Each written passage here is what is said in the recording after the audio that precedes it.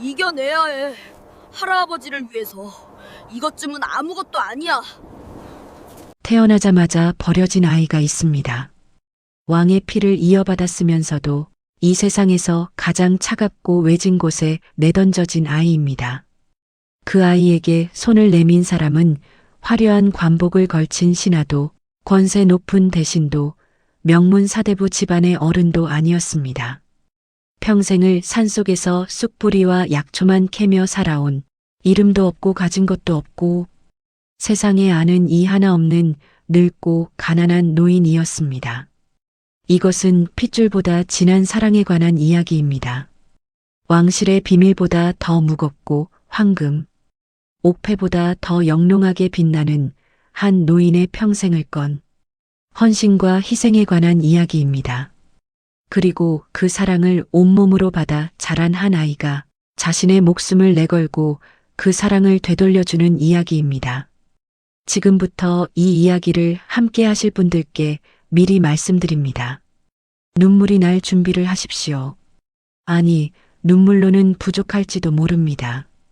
이 이야기가 끝날 때쯤 여러분의 가슴 어딘가에 꺼지지 않는 불씨 하나가 남게 될 것입니다. 그것으로 충분합니다. 지금 시작합니다. 조선의 어느 해 겨울이었습니다. 태백산맥의 깊고 깊은 골짜기, 세상 사람들의 발길이 닿지 않는 그 외딴 곳에 한 노인이 살고 있었습니다. 사람들은 그를 그저 신만이 영감이라 불렀습니다. 진짜 이름을 아는 이도 없었고 어디서 왔는지를 아는 이도 없었습니다. 다만 그가 봄이 오면 이른 새벽부터 산을 오르고 여름이면 깊은 골짜기를 헤매고 가을이면 약초를 말리고 겨울이면 낡은 움막 안에서 조용히 추위를 견딘다는 것만 알 뿐이었지요. 언젠가 한 번은 산 아래 마을에 사는 사람이 그 노인에게 물어본 적이 있었습니다. 영감, 거기 그 깊은 산 속에 혼자 사는 것이 무섭지 않소? 노인은 그 말을 듣고 잠시 하늘을 올려다보더니 씩 웃었습니다. 무서울 것이 뭐가 있겠소? 산이 있고 하늘이 있으니 그것으로 행복하다오. 그것뿐이었습니다. 노인의 움막은 참으로 보잘것없었습니다. 새벽바람이 불 때마다 지붕이 들썩거렸고 문틈으로는 칼바람이 새어 들어왔으며 바닥에는 거적대기 하나가 전부였습니다. 밥상이라 불러야 할 것이 있다면 약초를 끓인 묽은 죽 한 그릇이 고작이었습니다. 겨울이 되면 하루에 한 끼도 먹지 못했습니다. 그러나 노인은 그 생활을 불평한 적이 없었어요. 태어나면서부터 그래 왔기에 가진 것이 없다는 것이 무엇을 뜻하는지 이제는 몸으로도 느끼지 못하는 사람이 되어 있었지요. 노인이 가장 좋아하는 시간은 이른 새벽이었어요. 해가 뜨기도 전에 산을 오르면 세상은 고요하고 깨끗했습니다. 안개가 낮은 골짜기를 채우고 나뭇가지에 맺힌 이슬이 햇살에 반짝였습니다. 그 순간만큼은 세상에 혼자인 것이 외롭지 않았습니다. 아니, 어쩌면 처음부터 혼자였기에 외로움을 느끼는 법을 배우지 못했던 것인지도 모릅니다. 그런 노인에게 찾아온 그의 겨울은 유난히 혹독했습니다. 첫눈이 내리기 시작한 날부터 사흘이 지나도록 하늘은 한순간도 눈을 멈추지 않았습니다. 산등성이를 타고 내려오는 바람 소리는 마치 살아있는 짐승이 울부짖는 것 같았고 나뭇가지들은 그 무게를 이기지 못하고 두둑두둑 소리를 내며 부러져 내렸습니다. 산짐승들조차 굴 속에 숨어들어 발자국 하나 보이지 않았습니다. 노인의 움막도 흔들렸습니다. 금방이라도 무너질 것처럼 기둥이 삐걱대고 지붕이 처지고 벽 사이로 찬바람이 고드름처럼 파고들었습니다. 노인은 화로 앞에 쭈그리고 앉아 남은 장작 부스러기를 쑤시고 있었습니다. 이미 사나흘 전부터 변변한 끼니를 챙기지 못했습니다. 눈이 너무 많이 쌓여 산을 오르지 못했으니 약초를 캐올 수 없었고 약초가 없으니 팔 것도 먹을 것도 없었습니다. 그저 남은 장작 몇 개비와 묵은 솔방울로 불씨만 간신히 지키며 버티고 있었지요. 좁은 움막 안에는 타다 꺼진 나무 냄새와 노인의 가쁜 숨소리만이 무겁게 가라앉아 있었습니다. 이 추위만 지나가면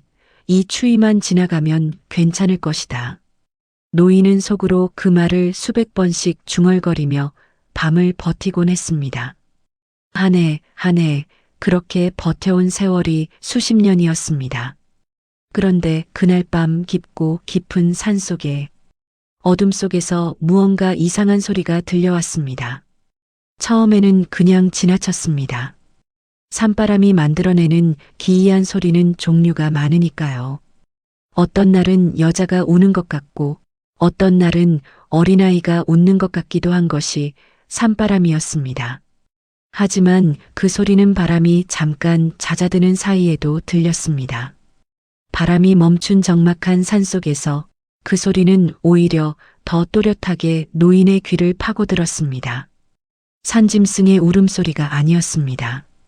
갓 태어난 아주 작고 여린 그러나 살겠다는 본능 하나로 세상을 향해 울부짖는 그런 울음소리였습니다. 노인의 심장이 덜컥 내려앉았습니다. 이 추위 속의 아기라니 말이 되지 않는 일이었지만 그 울음소리는 실제로 들려오고 있었습니다. 점점 작아지면서 점점 끊어지려 하면서 말이죠. 노인은 망설였습니다. 이 칼바람 속에 문을 열고 나간다는 것은 자신의 목숨을 위험에 내던지는 것과 다르지 않을 수도 있었으니까요. 이미 며칠을 굶은 몸으로 이 눈보라를 뚫고 나갔다가는 다시 돌아오지 못할 수도 있었습니다. 그러나 울음소리는 점점 작아지고 있었습니다. 끊어지려 하는 것 같았습니다. 노인은 눈을 감았다가 천천히 일어섰습니다. 세상에 그 어떤 이치로 생각해봐도 죽어가는 생명 앞에서 모른 척하고 앉아있는 것은 하늘이 허락하지 않는 일이었습니다. 노인은 자신이 입고 있던 가장 두꺼운 속옷을 한 겹 더 걸치고 관솔불을 밝혀들었습니다. 그리고 문을 열었습니다. 문을 여는 순간 마치 세상 전체가 노인을 향해 달려드는 것 같았습니다. 눈보라가 얼굴을 핥히고 바람이 허리를 낚아채고 어둠이 사방에서 움켜쥐었습니다. 횃불이 꺼질 듯 흔들렸습니다. 노인은 한 팔로 얼굴을 가리고 허리까지 차오르는 눈밭을 헤치며 소리가 나는 쪽으로 발을 옮겼습니다. 한 발자국 한 발자국. 발이 눈 속에 빠질 때마다 무릎까지 잠겼습니다. 넘어지면 다시 일어나고 미끄러지면 다시 버티며 관솔불은 바람에 흔들려 제대로 앞을 비추지 못했지만 노인은 멈추지 않았습니다. 그렇게 한참을 헤쳐 도착한 곳은 오래전부터 비어있던 낡은 빈 움막이었습니다. 지붕은 반쯤 내려앉아 있었고 사방의 벽에는 구멍이 뚫려 있어 눈이 그대로 쏟아져 들어오고 있었습니다. 노인은 떨리는 손으로 횃불을 들어 안을 비추었습니다. 그리고 방 한 구석에서 그것을 발견했습니다. 갓 태어난 아기였습니다. 새파란 입술, 꽁꽁 얼어붙은 작은 주먹, 이미 울음소리마저 거의 멎어가고 있었습니다. 그런데 놀라운 것은 그 아기를 감싸고 있는 것이었습니다. 산골에서는 구경조차 할 수 없는 최고급 명주실로 짠 비단 강보였습니다. 번들거리는 금실수가 놓인 아무나 감쌀 수 없는 그런 고귀한 비단이었습니다. 평생을 산골에서 흙만 밟고 살아온 이 늙은이의 눈에도 그것이 보통 아이가 아님은 단번에 알 수 있었습니다. 하지만 지금 그런 것을 생각할 겨를이 없었습니다. 노인은 횃불을 내팽개치고 아기에게 달려들었습니다. 자신의 두꺼운 속옷을 벗어 아기 위에 겹겹이 덮고 그 차갑고 작은 몸뚱이를 두 팔로 꽉 끌어안았습니다. 얼음장처럼 차가운 아기의 몸이 노인의 가슴에 닿았습니다. 노인은 눈을 감고 기도했습니다. 제발 살아있어라. 제발 이 추위를 버텨다오. 얼마나 시간이 흘렀을까요? 아기의 작은 몸뚱이가 미세하게 떨리기 시작했습니다. 노인의 체온이 아기에게 스며들고 있었습니다. 그리고 아기가 다시 울었습니다. 이번에는 아주 작게, 그러나 분명하게 살아있다는 신호였습니다. 노인의 눈에서 눈물이 흘렀습니다. 차가운 뺨을 타고 흘러내린 눈물은 아기의 이마 위에 뚝 떨어졌습니다. 그 순간 무언가 노인의 발끝에 채였습니다. 아기의 강보 사이에서 떨어진 물건이었습니다. 노인은 한 손으로 아기를 꼭 안은 채 허리를 굽혀 그것을 집어들었습니다. 어둠 속에서도 영롱하게 빛나는 반쪽짜리 옥패였습니다. 표면에는 구름을 뚫고 하늘로 오르는 용이 새겨져 있었습니다. 옥의 표면이 이사를 애는 추위 속에서도 신비롭게 빛을 발하고 있었습니다. 노인의 손끝이 파르르 떨렸습니다. 평생을 산골에서만 살아온 이 늙은이도 알 수 있었습니다. 이것은 왕실의 신물이었습니다. 이 아이는 보통 아이가 아니었습니다. 누군가 이 아이를 이곳에 숨겨놓은 것이었습니다. 목숨을 노리는 자들의 손을 피해 세상에서 가장 외진 곳에 던져놓은 것이라 생각했습니다. 노인은 옥패를 들고 아기를 안고 오래도록 생각했습니다. 이 아이를 거두면 나는 목숨을 잃을 수도 있다. 이 아이를 데려가면 나의 평온한 여생은 끝이 날 수도 있다. 반대로 이대로 두고 간다면 나는 아무 일 없이 살 수 있을 것이다. 하지만 바로 그 순간이었습니다. 아기가 작고 여린 손을 뻗어 노인의 옷깃을 꽉 움켜쥐었습니다. 살려달라는 듯, 놓지 않겠다는 듯, 나를 버리지 말라는 듯. 노인은 굳게 감았던 눈을 천천히 떴습니다. 그리고 결심했습니다. 세상의 이치가 어찌 돌아가든, 권력이 어찌 흘러가든, 죽어가는 생명을 외면하는 것은 하늘을 거스르는 일이었습니다. 그것만큼은 노인이 평생 산속에서 배운 단 하나의 진리였습니다. 노인은 옥패를 품 깊숙이 넣으며 아기를 가슴에 껴안고 눈보라를 뚫고 뛰었습니다. 늙은 두 다리가 눈 속에서 자꾸 미끄러졌지만 노인은 넘어져도 아기만은 놓지 않았습니다.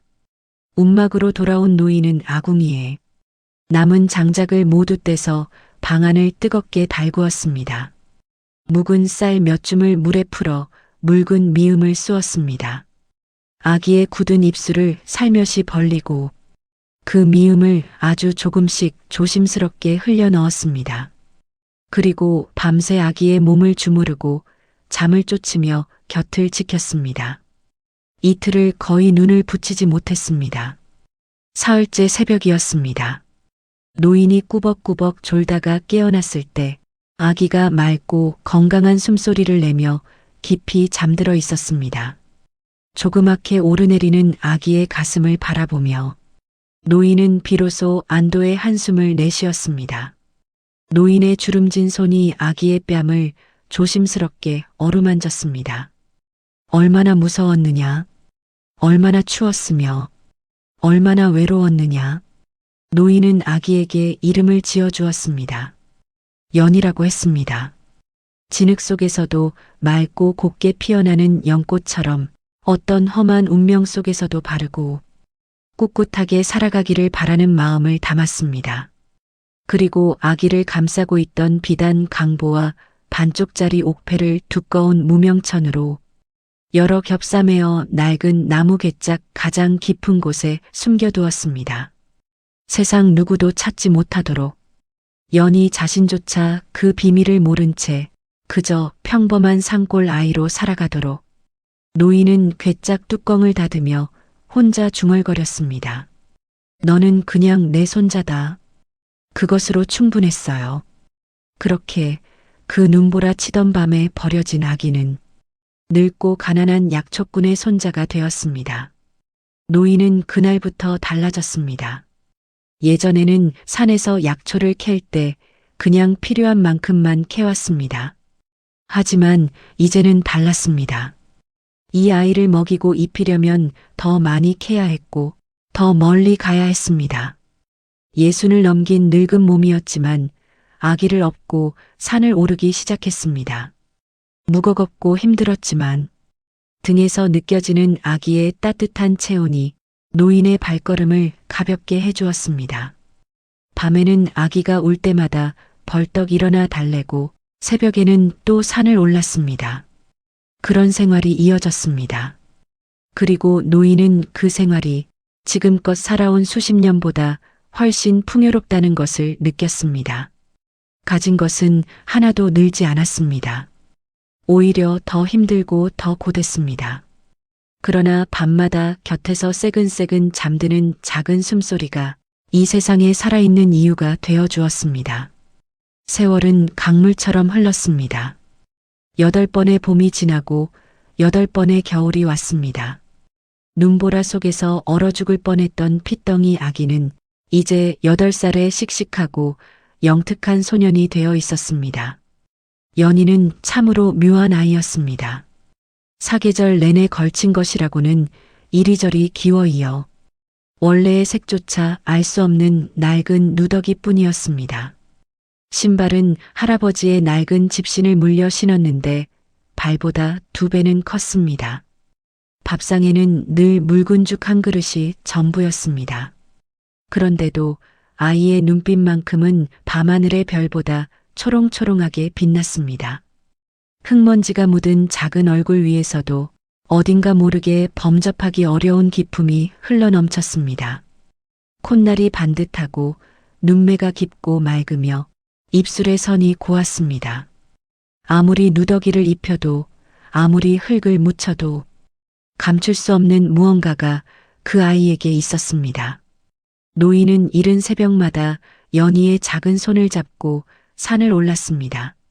산천 초목의 이치를 가르쳐주고 수백 가지 약초를 구별하는 법을 일러주고 별자리를 보며 방향을 찾는 비법을 전수했습니다. 연희는 하나를 가르치면 열을 깨우쳤습니다. 바람 냄새만 맡고도 며칠 뒤에 날씨를 맞췄습니다. 비슷하게 생긴 수많은 잎사귀들 사이에서도 독초와 약초를 단번에 가려냈죠. 개울물이 흐르는 방향을 보고 지형을 읽었고 짐승의 발자국을 보고 어떤 짐승이 어느 시간에 지나갔는지를 알았습니다. 노인은 그런 연희를 볼 때마다 흐뭇하면서도 마음 한 구석이 서늘해지는 것을 느꼈습니다. 이 아이는 산골에 묻어두기에는 너무 큰 그릇이라 생각했습니다. 하지만 그 생각이 떠오를 때마다 노인은 서둘러 마음속에서 지워버렸어요. 내가 지켜야 한다. 세상이 다시 이 아이를 해치려 하기 전에 내가 죽는 날까지 곁에서 지켜야 한다. 두 사람의 밥상에는 늘 고기 반찬이 없었습니다. 뿌리채소로 끓인 묽은 죽 한 그릇이 전부였습니다. 그러나 연희는 언제나 자신의 몫을 먼저 할아버지 그릇에 밀어 넣었습니다. 할아버지가 먼저 숟가락을 드셔야 자신도 먹겠다며 버티기도 했지만 노인은 그럴 때마다 얼굴을 돌려 붉어지는 눈시울을 감추어야 했습니다. 한 번은 이런 일도 있었어요. 어느 가을날 연희가 산에서 커다란 밤 한 줌을 품에 안고 달려와 할아버지, 오늘 운 좋게 밤나무를 발견했어요. 아이의 얼굴이 환하게 빛났습니다. 노인은 밤을 받아들고는 그중 가장 실한 것들을 골라 연희 앞에 밀어주었습니다. 너 먹어라. 그러자 연희가 고개를 저었습니다. 할아버지가 좋아하시잖아요. 두 사람이 서로에게 밀고 당기다가 결국 밤을 절반씩 나눠 먹었습니다. 그 작은 밥상이 세상 어떤 진수성찬보다 풍요로웠지요. 연희가 6살이 되던 해의 겨울이었습니다. 눈이 너무 많이 쌓여 움막 앞이 막혀버린 날이 있었습니다. 노인은 밖에 나가려다 다리를 삐끗해서 방 안에 들어누웠습니다. 연희는 혼자 삽도 없이 맨손으로 눈을 파기 시작했어요. 어린아이의 손으로 파기에는 눈이 너무 많았습니다. 손이 얼어 감각이 없어졌는데도 멈추지 않았죠. 해가 거의 질 무렵 간신히 길이 났습니다. 연희가 방으로 들어왔을 때 아이의 손은 빨갛게 부어올라 있었습니다. 노인이 그 손을 잡고 자신의 입김으로 녹여주었습니다. 아이고, 이 녀석아. 노인의 목소리가 떨렸습니다. 연희는 희죽 웃었습니다. 이제 할아버지 밖에 나가셔도 돼요. 그 웃음이 노인의 가슴에 평생 박혀 있었습니다. 평생을 홀로 외롭고 고단하게 살아온 늙은 약초꾼에게 연희라는 존재는 칠흑 같은 어둠 속을 밝혀주는 유일한 빛이자 척박한 세상을 버티며 살아가는 이유 그 자체였습니다. 두 사람의 움막에서는 비록 고기 반찬 굽는 냄새는 나지 않았지만 서로를 아끼고 위하는 따뜻한 웃음소리만큼은 깊은 산골짜기에 맑은 개울물 소리처럼 끊임없이 흘러넘쳤습니다. 연희가 8살이 되던 해의 겨울은 잔인했습니다. 마치 처음 그 눈보라 치던 밤이 다시 돌아온 것처럼 하늘은 쉬지 않고 눈을 쏟아부었습니다. 산짐승들조차 굴 속에 숨어들었고 움막으로 이어지는 산길은 허리 높이까지 쌓인 눈에 완전히 묻혀버렸습니다. 이미 닷새째 두 사람은 움막 밖을 나서지 못하고 있었고 먹을 것도 거의 다 떨어졌으며 남은 것이라고는 가을에 말려둔 약초 몇 줌과 보리 한 줌이 전부였습니다. 연희는 그것을 물에 끓여 묽디 묽은 죽을 만들어 할아버지 앞에 내놓으며 할아버지 드세요. 노인은 그 죽을 받아들고 한 숟가락 뜨다가 멈추었습니다. 연희가 자신의 그릇에는 아무것도 담지 않은 것을 보았기 때문입니다. 너는? 괜찮아요. 배 안 고파요. 아이의 말은 거짓말이었죠. 노인은 자신의 죽 절반을 연희 그릇에 덜어주었습니다. 연희는 또 거절하다가 결국 받았습니다. 두 사람이 그렇게 굶주림을 나누며 버티던 닷새째 밤, 노인이 쓰러진 것은 그 폭설이 시작되고 나서의 일입니다. 처음에는 가벼운 기침이었어요. 그저 찬바람을 맞아 생긴 기침이려니 했지만, 그러나 밤이 깊어질수록 기침은 거칠어졌습니다. 가래 끓는 소리가 찢어진 풀무 같았고, 방 안의 기침 소리가 울려 퍼질 때마다 연희의 가슴도 함께 쥐어짜이는 것 같았습니다. 그리고 그날 밤 노인이 손으로 입을 막고 기침을 했을 때 손바닥에 검붉은 피가 묻어나왔습니다. 연희는 그 피를 보았습니다. 8살짜리 아이가 그 순간 어떤 공포를 느꼈을지 말로는 다 담기지 않습니다. 아이는 사색이 된 얼굴로 그 자리에 얼어붙었다가 이내 정신을 차리고 뛰어다니기 시작했죠. 꽁꽁 얼어붙은 계곡의 얼음을 맨손으로 깨고 물을 길어왔고 낡은 무명 수건을 물에 적셔 열이 펄펄 끓는 할아버지의 이마에 올렸습니다. 그리고 다시 달려가 물을 깃고 다시 수건을 적시고 그렇게 밤새 수백 번을 반복했어요. 아이의 손은 동상으로 빨갛게 부풀고 쩍쩍 갈라지고 피가 배어 나왔습니다. 손가락 마디마디가 터져 있었지요. 하지만 연희는 자신의 손이 아픈 것을 느끼지 못했어요. 그저 할아버지의 가슴을 작은 손으로 끊임없이 쓸어내리며 소리 죽여 눈물만 흘렸습니다. 할아버지, 제발이요. 저 혼자 두고 가시면 안 돼요. 저 어떻게 살라고요. 할아버지가 없으면 저는 아무것도 아니에요. 할아버지가 제 전부잖아요. 노인은 가물가물 흐려져가는 의식 속에서도 아이의 손을 잡으려 했지만 힘이 없었습니다.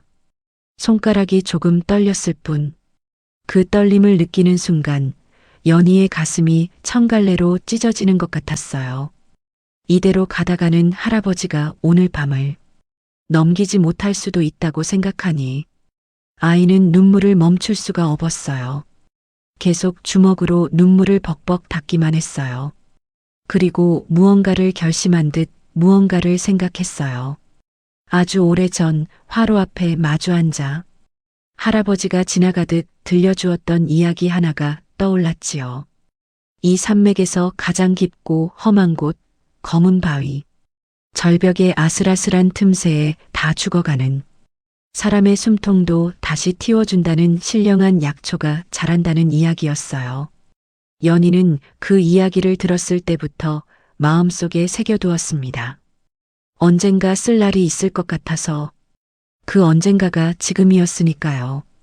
연희는 움막 구석에서 할아버지의 낡은 집신을 꺼냈습니다.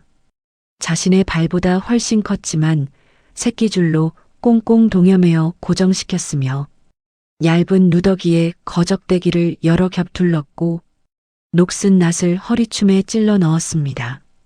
할아버지가 약초를 캘 때 쓰던 낡은 나무지게도 작은 어깨에 올렸어요. 문을 열기 전 연희는 방바닥에 엎드렸습니다. 이마를 흙바닥에 대고 드러누운 할아버지를 향해 큰 절을 올렸습니다. 할아버지, 제가 꼭 가져올게요. 기다려주세요. 그리고 문을 열었습니다. 그 순간의 눈보라를 뭐라 표현해야 할까요? 살인적이라는 말도 부족했습니다. 온 세상이 하얗게 지워진 것 같이 앞이 보이지 않았고 불과 한 걸음 앞도 구분되지 않았습니다. 연희는 숨을 들이켜고 눈밭으로 걸어 들어갔습니다. 8살짜리 아이의 작은 어깨 위에 할아버지의 목숨이 얹혀 있었지만 이 아이에게 사는 너무 잔인했어요. 허리까지 빠지는 눈밭은 한 걸음 한 걸음마다 아이의 발목을 잡아당겼고 크기도 맞지 않는 집신이 눈 속에서 자꾸 벗겨질 것처럼 흔들렸습니다. 골짜기를 타고 내려오는 바람은 아이의 뺨을 채찍처럼 후려쳤으며 눈이 눈 속으로 파고들어 아무것도 볼 수 없었습니다. 얼어붙은 빙판에서 발을 헛디뎌 낭떠러지로 굴러떨어질 뻔한 것도 수십 번이었어요. 나뭇가지에 긁히고 얼음 조각에 베이고 넘어지고 일어나고 피가 흰 눈 위에 점점이 찍혔습니다. 그래도 연희는 멈추지 않았어요. 뼛속까지 스며드는 추위와 며칠을 굶어 찾아온 현기증 속에서도 아이를 일으켜 세운 것은 오직 하나. 할아버지를 살려야 한다. 그것뿐이었습니다. 연희는 부모의 얼굴을 모릅니다. 자신이 버려진 아이라는 것도. 하지만 그런 것은 하나도 중요하지 않았어요. 이 세상에 자신을 거두어 준 사람, 자신을 따뜻한 품으로 키워준 사람, 배고프고 추운 날도 자신의 몫을 먼저 내어준 사람. 그 한 사람이 지금 죽어가고 있으니까요. 그것이 전부였습니다. 연희는 덜덜 떨리는 보랏빛 입술을 질끈 깨물었고 흘러내린 눈물이 속눈썹에 얼어붙어 고드름처럼 매달렸습니다.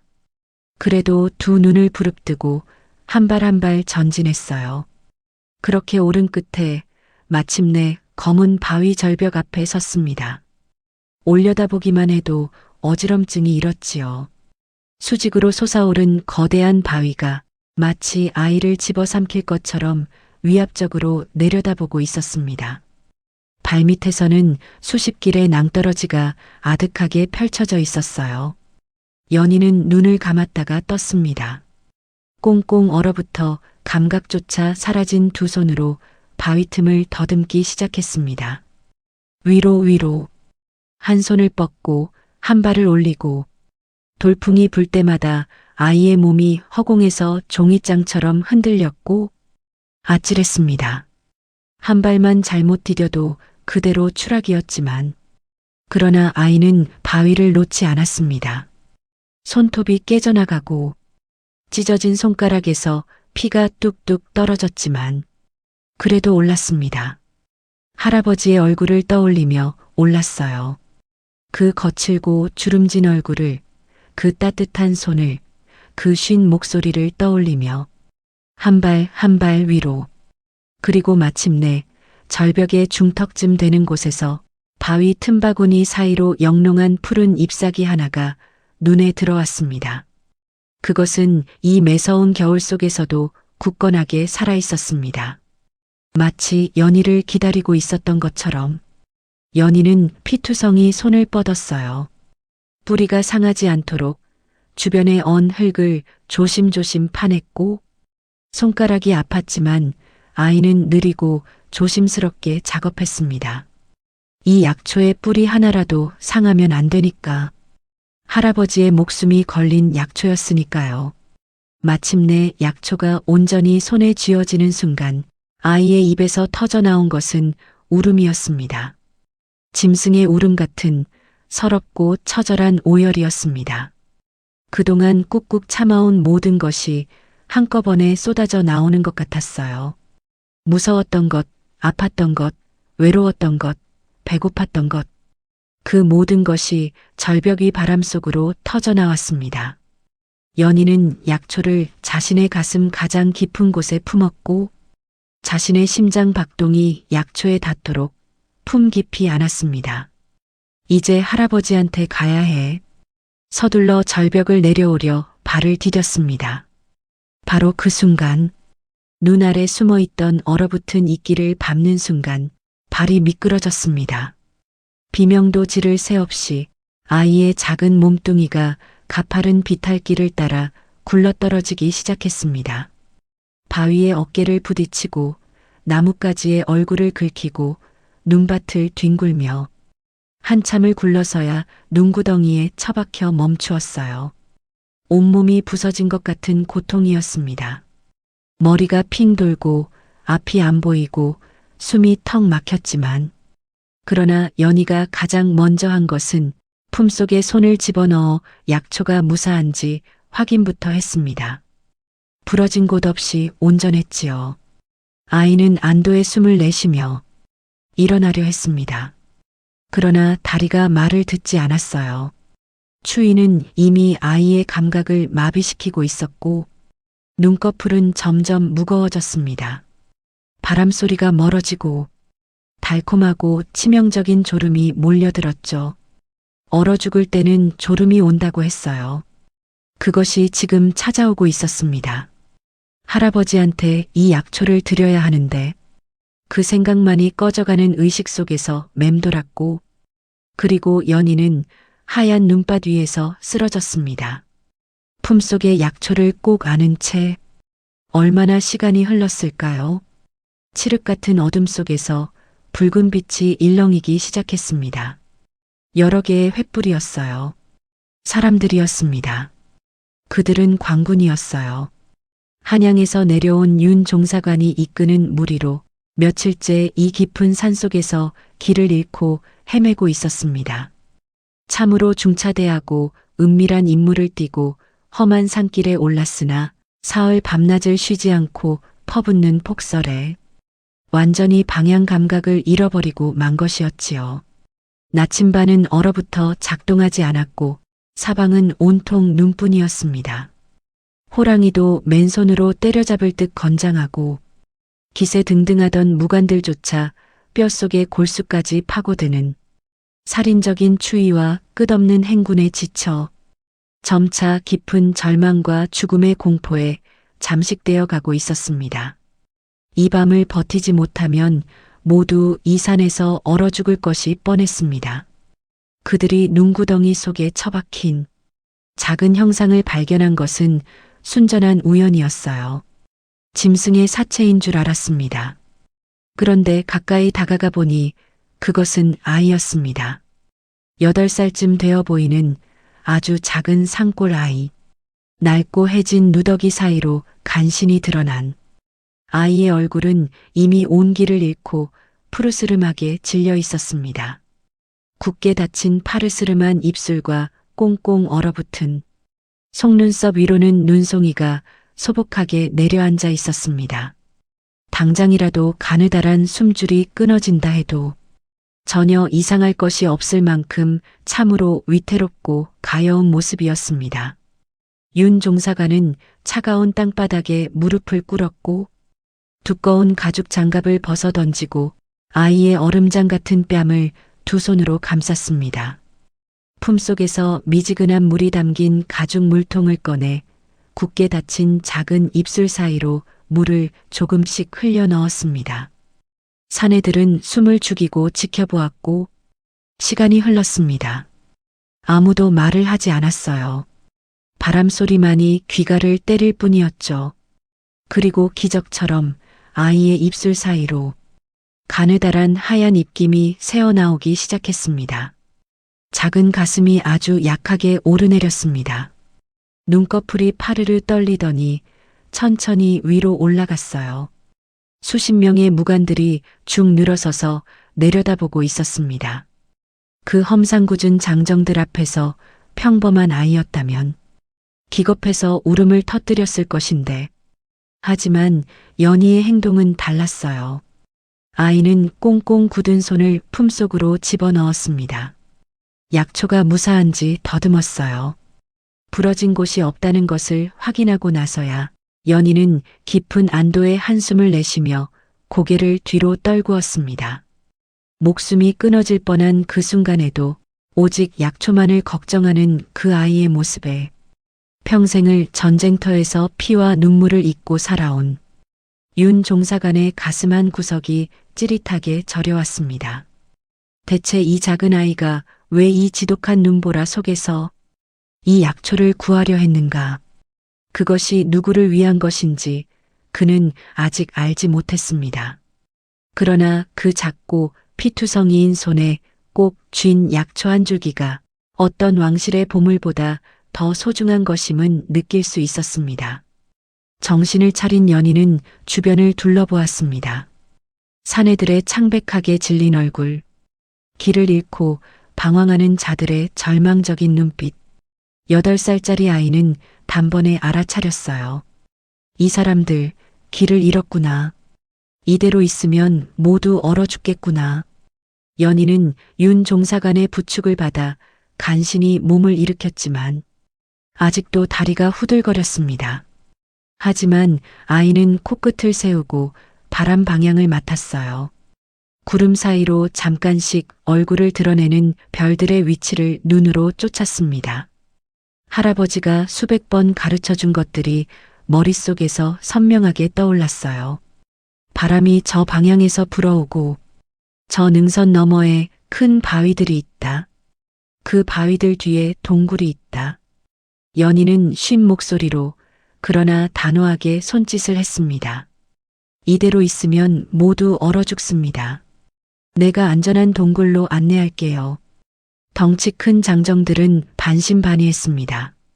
방금 전까지 눈구덩이에 처박혀 죽어가던 아이가 길을 안내하겠다고 하니 믿기 어려운 것도 당연했습니다. 하지만 선택의 여지가 없었습니다. 그들은 아이의 뒤를 따랐고 절뚝거리면서도 흔들림 없이 나아가는 작은 아이의 등어리는 대나무처럼 꼿꼿했습니다. 몰아치는 돌풍 앞에서도 고개를 숙이지 않았습니다. 깊은 눈밭에 숨어있는 크레바스를 귀신같이 알아채고 피해갔습니다. 눈사태가 일 것 같은 가파른 비탈길. 앞에서는 안전하게 돌아가는 길을 찾아냈어요. 윤 종사관은 그 모습을 바라보며 점점 깊은 혼란에 빠졌습니다. 이 아이에게서 눈을 뗄 수가 없었지요. 가끔씩 뒤를 돌아보며 일행을 살필 때 드러나는 그 눈빛, 맑고 깊고 당당한 그 눈빛이 윤 종사관의 기억 가장 깊은 곳에 잠들어 있던 무언가를 자꾸 건드렸습니다. 그것은 감히 입에 담을 수도 함부로 떠올려서도 안 되는 아주 귀한 분의 눈빛과 너무 닮아 있었습니다. 아니다. 이 깊은 산골에서 그럴 리가 없어. 윤 종사관은 고개를 강하게 저었지만 그러나 심장 한 구석에서 스멀스멀 피어오르는 그 묘한 기시감은 좀처럼 사그라지지 않았습니다. 연희의 안내대로 일행은 마침내 거대한 바위들이 겹겹이 쌓인 천연 동굴에 도착했고 바람소리가 씻은 듯 잦아들었어요. 사내들이 서둘러 마른 나뭇가지를 모아 불을 피웠습니다. 타닥타닥 불꽃이 오르자 얼어붙었던 몸과 마음이 녹아내리기 시작했습니다.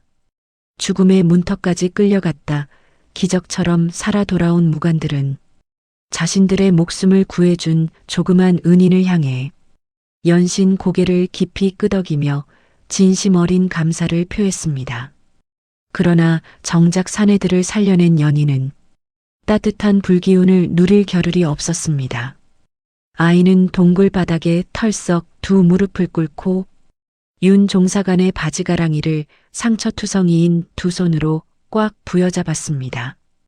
그리고 눈물을 왈칵 쏟으며 말했습니다. 아저씨, 제 할아버지가 지금 집에서 혼자 피를 토하며 죽어가고 있어요. 제발 저를 집에 데려다 주세요. 이 약초를 다려드리면 살릴 수 있어요.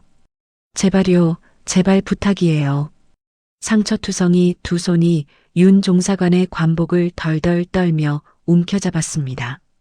피 맺힌 작은 손이 생명줄처럼 매달려 있었고 사방이 고요해졌습니다.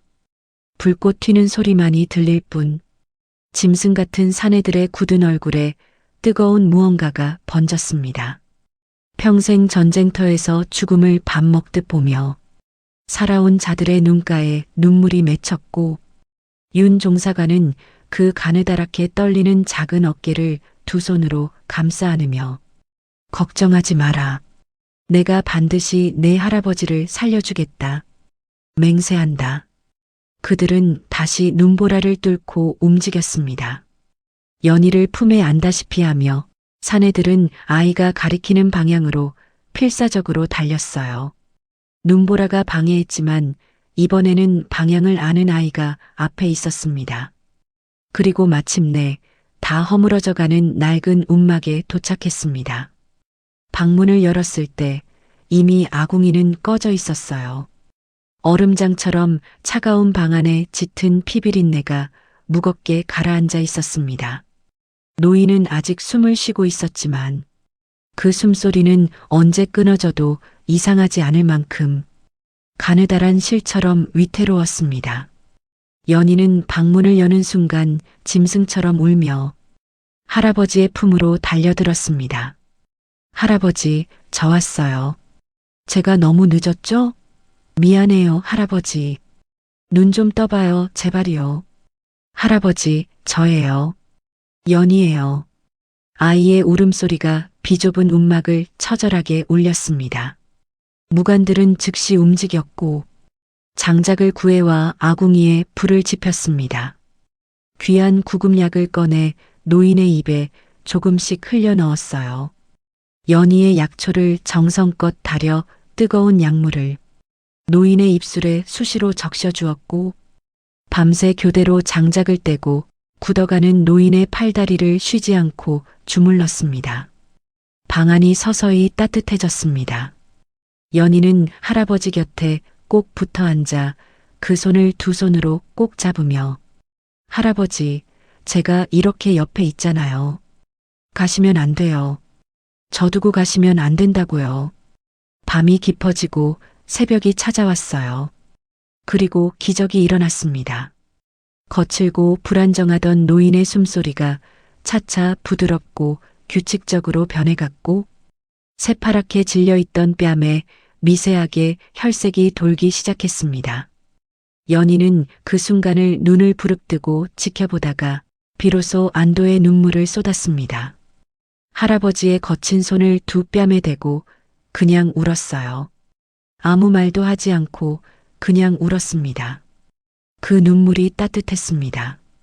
폭풍이 지나가고 사위가 고요해지던 그 무렵 밤새 긴장했던 윤 종사관이 뻐근한 목을 돌리며 방 안을 둘러보다가 방 한 구석의 낡은 나무 괴짝에 시선이 멈추었습니다.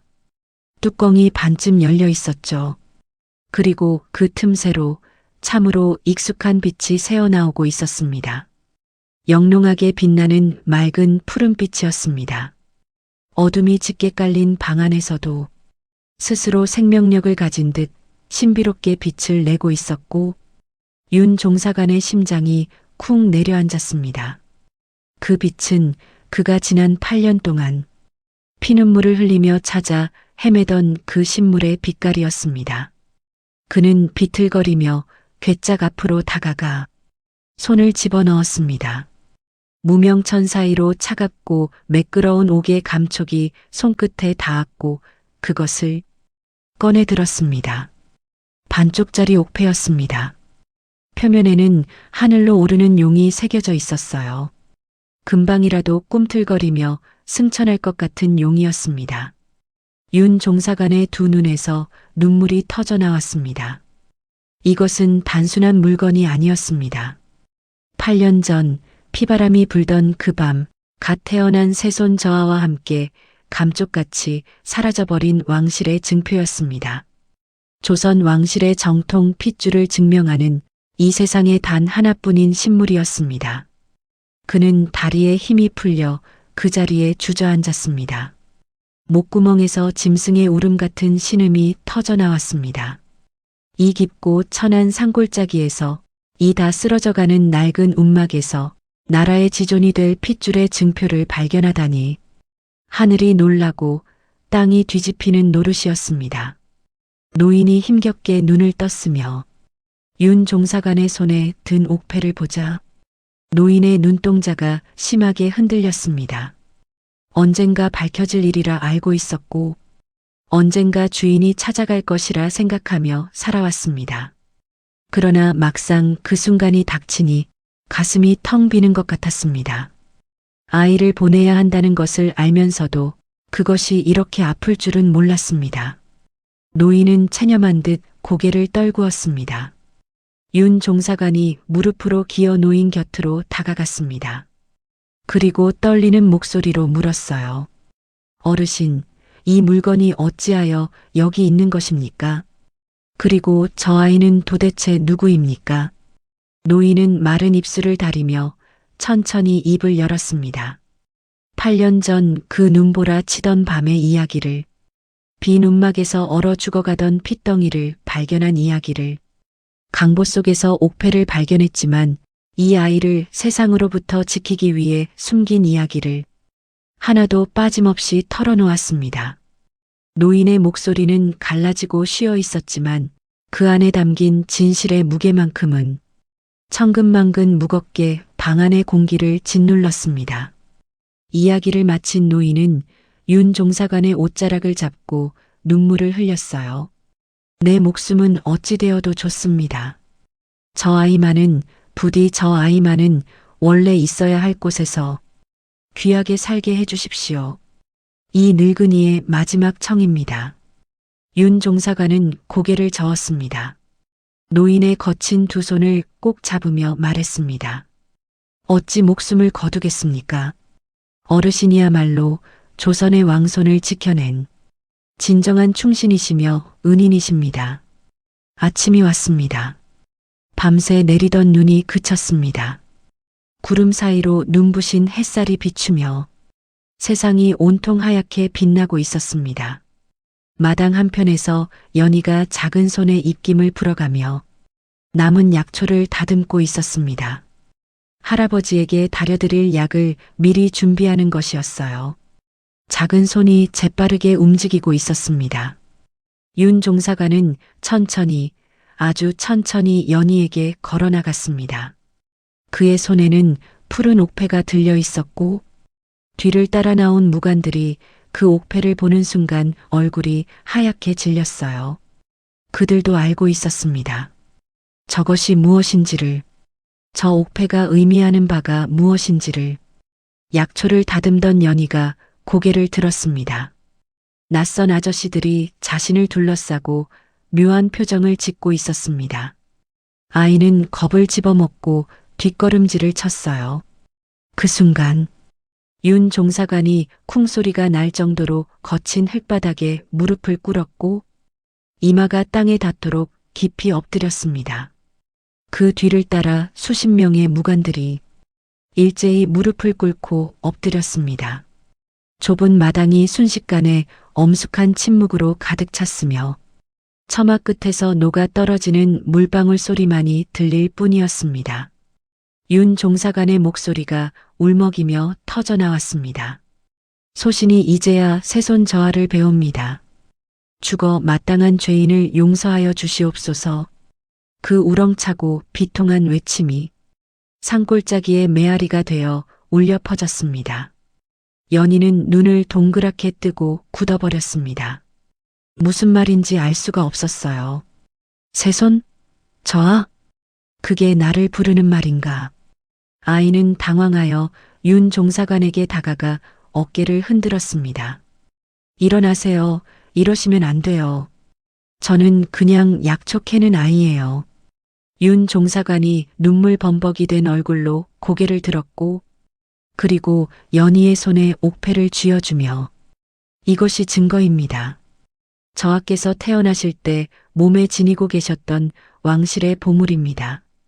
그러나 연희는 옥패를 쳐다보지 않았어요. 아이는 윤 종사관의 손을 매몰차게 뿌리쳤고 옥패는 허공을 가르며 흙먼지 속에 나뒹굴었습니다. 연희가 발을 동동 구르며 소리쳤어요. 이런 돌덩이가 무슨 소용이에요? 저한테는 할아버지가 전부예요. 천하가 다 내 것이라 해도 할아버지 없이는 아무 의미가 없다고요. 할아버지가 제 아버지고 어머니고 전부라고요. 연희는 다시 노인에게 달려가 야윈 허리를 두 팔로 꽉 감싸 안았습니다. 누가 억지로 떼어낼까봐 있는 힘을 다해 붙잡았어요. 얼굴을 할아버지의 가슴에 묻고 짐승처럼 울었습니다. 노인은 입술을 꽉 깨물고 아이를 떼어내려 했습니다. 가라. 어서 가거라. 여기가 내 있을 곳이 아니다. 너는 내 핏줄이 아니야. 나는 그저 너를 주워다 기른 천한 노인일 뿐이야. 어서 가라, 어서. 노인은 말하면서도 주먹으로 아이의 등을 퍽퍽 쳤어요. 하지만 그 손길에는 힘이 하나도 없었습니다. 오히려 그 매질은 아이를 보내지 못하는 자신의 미련을 자책하는 것 같았습니다. 연희는 맞으면서도 더 깊이 파고들었어요. 때려도 좋아요. 굶어도 좋아요. 추워도 좋아요. 할아버지 곁에만 있게 해주세요. 나를 버리지 마세요. 나한테는 할아버지밖에 없어요. 그 울음소리에 노인의 억지스러운 냉정함이 와르르 무너졌습니다. 8년이라는 세월은 힘으로 끊어낼 수 있는 것이 아니었습니다. 피보다 진하게 얽힌 그 세월은 왕실의 법도도 신분의 귀천도 그 어떤 것도 끊어낼 수 없는 것이었습니다. 노인은 하늘을 향해 탄식하듯 긴 숨을 토해냈고 그리고 떨리는 두 팔을 들어 아이의 등을 으스러지도록 끌어안았습니다. 이 미련한 놈아, 이 바보 같은 놈아, 그것은 꾸짖음이 아니었어요. 뼈에 사무치는 사랑의 고백이었습니다. 두 사람은 텅 빈 마당에 주저앉아 세상이 떠나가도록 울었습니다. 신분의 귀천도, 핏줄의 비밀도, 왕실의 법도도 두 사람의 8년 앞에서는 그저 종이 한 장에 불과했습니다. 윤 종사관은 고개를 들지 못했으며 흐르는 눈물을 닦지 않고 그냥 땅만 바라보았습니다. 그는 평생 춤과 효를 배우며 살아왔습니다. 나라를 위해 몸을 바치는 것이 가장 고귀한 일이라 여겨왔습니다. 하지만 이 깊은 산골짜기에서 본 것보다 더 아름다운 장면을 평생 본 적이 없었습니다. 핏줄이 아니어도 이토록 서로를 위해 목숨을 내어놓는 사람들 앞에서 자신의 좁은 식견이 부끄러웠습니다. 그는 비로소 깨달았습니다. 왕실의 핏줄이라는 고귀한 신분보다 더 위대한 것은 저 두 사람이 품은 순수하고도 치열한 사랑이라는 것을 저토록 맑고 따뜻한 마음을 가진 아이가 훗날 이 나라를 다스린다면 백성들이 얼마나 큰 복을 누리게 될 것인가. 그 생각에 윤 종사관의 가슴이 뜨겁게 벅차올랐습니다. 윤 종사관이 천천히 몸을 일으켰습니다. 흙먼지가 묻은 무릎을 털지도 않고 두 사람에게 다가가며 그리고 부드럽지만 단호한 목소리로 말했습니다. 어르신, 굳이 헤어지실 필요는 없습니다. 울음소리가 뚝 그쳤어요. 노인과 연희가 동시에 젖은 눈으로 믿을 수 없다는 표정으로 윤 종사관을 바라봤고 윤 종사관이 말을 이었습니다. 임금께서 잃어버린 손자를 찾으신다면 그 손자를 목숨 걸고 지켜낸 은인 또한 마땅히 극진히 모셔야 하는 것이 도리일 터입니다. 제 목을 걸고서라도 두 분이 절대 떨어지지 않고 함께 지내실 수 있도록 임금님께 간청드리겠습니다. 이제 눈물을 거두시고 부디 함께 가주시옵소서. 연희의 눈이 동그래졌습니다. 정말요? 할아버지랑 같이 살아도 돼요? 윤 종사관이 고개를 끄덕이자 연희의 얼굴에 해바라기 같은 환한 웃음이 피어났습니다. 그것은 오래오래 기다리던 봄이 찾아온 것 같은 웃음이었습니다. 노인은 윤 종사관의 손을 잡고 몇 번이고 고개를 숙이며 고맙다는 말을 되뇌었습니다. 눈물이 그치지 않았어요. 그것은 단순한 허락이 아니었습니다. 피보다 진한 두 사람의 사랑이 만들어낸 법도를 뛰어넘은 기적이었습니다. 낡은 괴짝 속에서 시작된 푸른빛의 비밀은 차가운 이별 대신 더 따뜻하고 영원한 동행을 예고하며 산골짜기의 아침을 밝히고 있었습니다. 그들은 낡은 움막을 뒤로하고 한양으로 향했고 연희는 말을 타겠다고 하지 않았습니다. 대신 할아버지의 거친 손을 꼭 잡고 걸었습니다. 할아버지가 힘드실까봐 자신의 작은 어깨를 내어드리는 아이의 모습에 호랑이 같던 무관들도 코끝이 찡해져 말을 잇지 못했습니다. 험한 산기슭을 내려오는 내내 연희는 끊임없이 할아버지에게 말을 걸었습니다.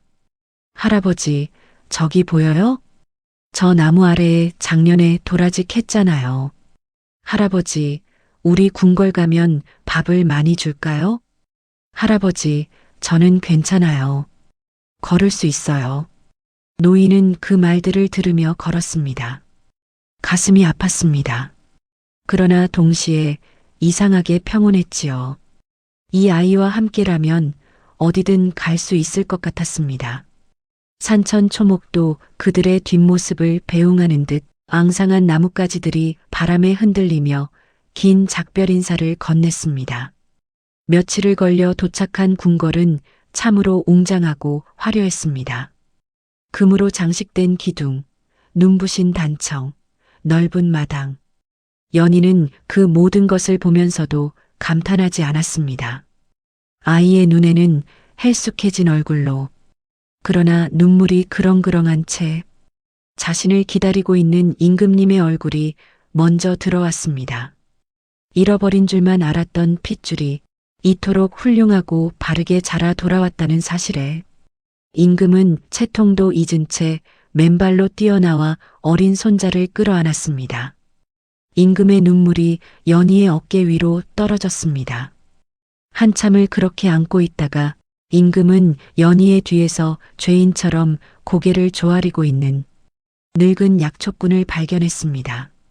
천천히 그 앞으로 걸어갔습니다.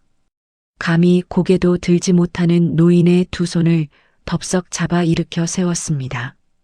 임금의 눈에 들어온 것은 수십 년의 세월이 새겨진 노인의 투박하고 거친 손이었습니다.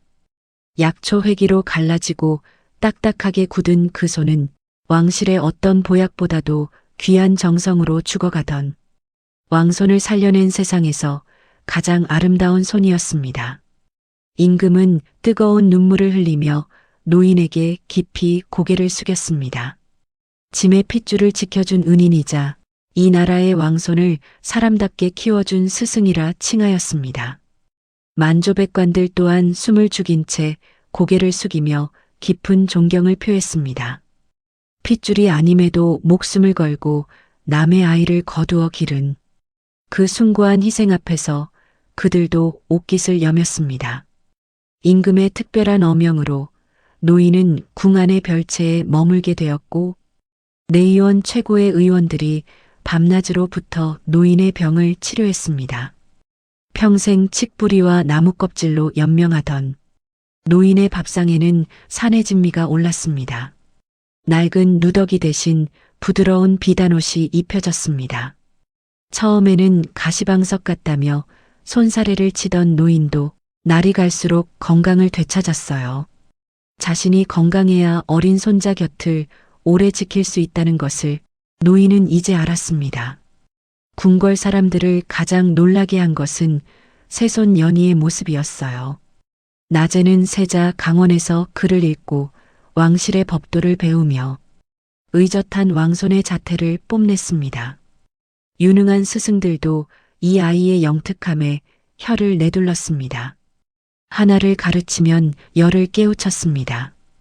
어떤 것을 배워도 금방 자기 것으로 만들었어요.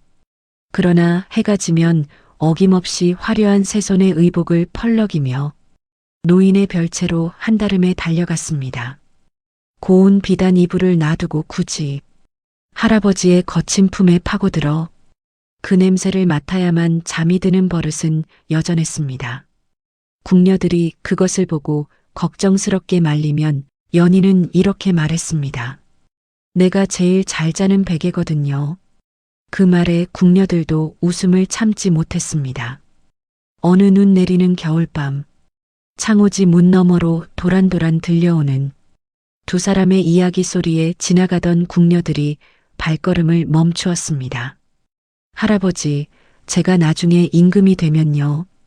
세상 모든 할아버지들이 배골치 않는 나라를 만들 거예요. 그리고 버려지는 아이들이 없는 나라를요. 우리 할아버지가 저를 살려주신 것처럼 그런 사람들이 많은 나라를 만들 거예요. 어린 새손의 당찬 다짐에 노인은 껄껄 웃으며 아이의 머리를 쓰다듬었습니다. 그래, 그런 나라 한번 만들어 보거라. 너라면 할 수 있겠다. 그 따뜻하고 평화로운 풍경은 차갑고 비정한 권력 다툼이 오가는 궁궐 안에서 유일하게 사람의 온기가 피어나는 꽃밭이었습니다. 그 방에서 새어나오는 웃음소리는 금으로 장식된 기둥보다 화려한 단청보다 훨씬 더 아름답고 귀한 것이었습니다. 훗날 연희가 임금이 되어 나라를 다스리게 되었을 때 사람들은 말했습니다. 그 임금은 백성의 고통을 누구보다 잘 아는 분이었다고. 배고픔이 무엇인지, 추위가 무엇인지, 외로움이 무엇인지 몸으로 알고 계셨다고. 그래서 그 임금 아래에서는 굶어 죽는 백성이 없었다고. 버려지는 아이가 없었다고. 그것은 그 옛날 깊은 산골짜기, 낡은 움막 하나에서 시작된 한 노인의 사랑이 만들어낸 기적이었습니다. 세상 사람들은 흔히 말합니다. 피는 물보다 진하다고. 하지만 피 한 방울 섞이지 않았음에도 서로를 위해 자신의 모든 것을 내어주었던 늙은 약초꾼과 어린 연희의 이야기는 우리에게 다른 진실을 가르쳐 줍니다. 진정한 가족이란 핏줄로 이어지는 것이 아닙니다. 서로를 향한 애틋한 마음과 헌신으로 맺어지는 것입니다. 8년 전 눈보라 치던 밤, 차가운 죽음의 문턱에서 서로의 체온으로 생명을 나누었던 그 순간부터 그들은 이미 하늘이 맺어준 누구보다 진한 부자지간이었습니다. 낡은 괴짝 속 푸른 옥패보다 더 영롱하게 빛났던 것은 바로 그들의 가슴 속에 품은 사랑이라는 이름의 보석이었습니다. 할아버지를 살리기 위해 눈보라 속을 뚫고 절벽을 오른 8살 아이의 그 작은 발자국이 이 세상 그 어떤 영웅의 발자국보다도 크고 깊게 우리의 가슴을 울립니다. 그리고 목숨보다 소중한 아이를 보내야 할 때 차갑게 밀어내는 척하면서도 손에 힘이 들어가지 않았던 노인의 그 떨리는 주먹이 사랑이 얼마나 아프고 또 아름다운 것인지를 말없이 가르쳐 줍니다. 험한 산속 움막에서 피어난 그 기적 같은 사랑 이야기는 차가운 세상을 살아가는 우리들의 가슴 속에 오래도록 꺼지지 않는 따스한 등불로 남을 것입니다. 혹시 지금 이 이야기를 들으시면서 누군가의 얼굴이 떠오른 분이 계신가요? 나를 이 자리까지 키워준 사람, 배고픔을 나눠준 사람, 내가 쓰러질 때 곁에 있었던 사람, 그 사람에게 오늘 꼭 한마디 해주십시오. 고맙다고, 사랑한다고, 지금 당신 곁에 있는 사람에게 오늘 밤이 지나기 전에 그 한마디가 평생 누군가의 가슴에 꺼지지 않는 불씨가 될 테니까요. 이 이야기가 감동적이셨다면 구독과 좋아요, 알림 설정까지 부탁드립니다. 여러분의 한 번의 클릭이 이 이야기들이 더 많은 분들께 닿을 수 있는 큰 힘이 됩니다. 야담극장은 매주 여러분을 찾아옵니다. 다음 이야기에서 뵙겠습니다. 감사합니다.